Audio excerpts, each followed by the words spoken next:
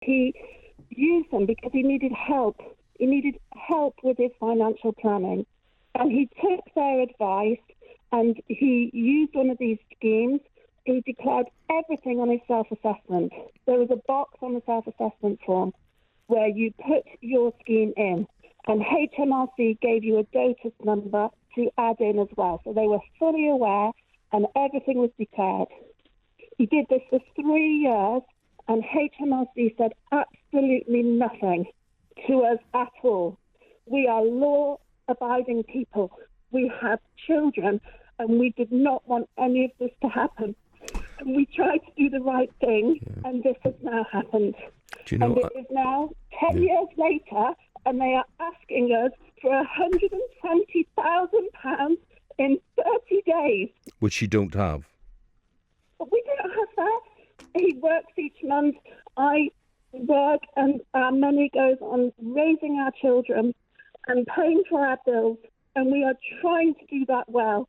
And now to be told by our own government that we voted for, that we have to pay £120,000 in 30 days. I don't know what to do. You know, it's funny you say, and I'm sorry I don't know your name and you don't want me to give your name, but I'm sorry that you say our government, because this is where you hear the opposition parties in Labour talking about the Conservatives and how they don't spend money and all this business. And basically, this whole idea of underhandedly thieving from their voters, their electorate. Don't give me the Conservatives are the party of small business, of entrepreneurship, of people being self-employed, because I'm sure you'll agree with me that George Osborne in particular, who's now the editor of the London Evening Standard, he has got a lot to answer here, because basically he went out there and he said, guys, we need more money in the Exchequer.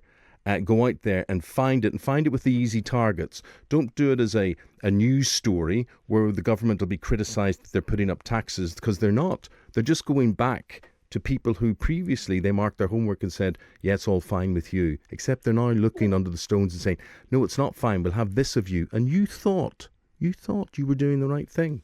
Absolutely. And the thing that is most galling is that we don't come from wealthy families, my husband and I. We have worked so hard so that we can have a house. And we have that house. We don't have anything else. We have our home and we have our children who we love so much and have tried to do the right thing for. And now to have worked our way to be able to have a home and to have, just a normal life. My husband was born in a council house. I come from a family that lost so much money back in the 90s with the building trade. And now we've managed to have this really lovely life for our children, and they are now going to take away our home. And because my husband works in financial services, his career, because he will have to go bankrupt and he will not be able to work anymore in his career that he has had for 30 years. But they don't care about you. They don't care about you, because no one's going to have any sympathy for you, because they look and they'll say you probably have a pretty decent life anyway. You won't have this money to give them. They don't care. They will make you sell your house. You will be one of the silent majority in all of this. No one will care less about this. 'Cause as soon as it comes to the word tax, the revenue, I'll give you their response. They're saying the UK government has taken action to ensure that everybody pays the tax they owe. It is unfair to ordinary taxpayers, as if you're extraordinary, to let anybody benefit from contrived tax avoidance. The thing is, though, they said it was okay. And the other thing is, there's no advice or help. I mean, luckily we're a member of the Loan Charge Action Group, but if not, I would be on my own with this with my husband, because there's no helpline where you can get advice.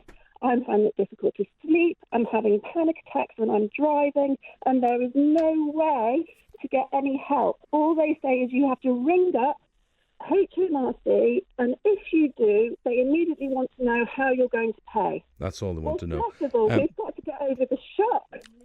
The thing is, do you know anyone else in your situation? Because people will be listening to this, and the only way that we raise awareness from all of this is to talk to other people and put the appeal out there and say, talk about the evilness of retrospective tax. I mean, I don't care for anybody, me, you, whatever, if they say, right, we're changing the rules, and as from next Monday, you're going to have to pay this.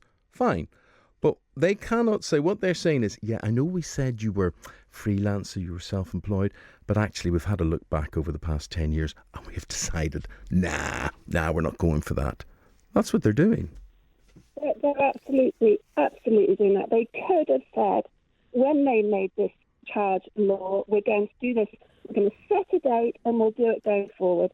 And instead they've set the date and said we're going 20 years backwards. So what effect, sorry for interrupting, what effect is this having on your health, your husband's health, your family's health? Well, as I said, I'm not sleeping. I've got to move. I've got to think what I'm going to do with the children, because my youngest, if we move house, will have to move school. And my eldest is about to go to university, and I've had to say to her that we won't be able to help her to fund that now. She's an A-star student, and she's going to have to reassess her plans. Yeah. And I just think that people need to go to their MPs, tell them that it's happening. Particularly their Conservative MPs. Yes, but all MPs, because everybody who's affected by this must go and see them.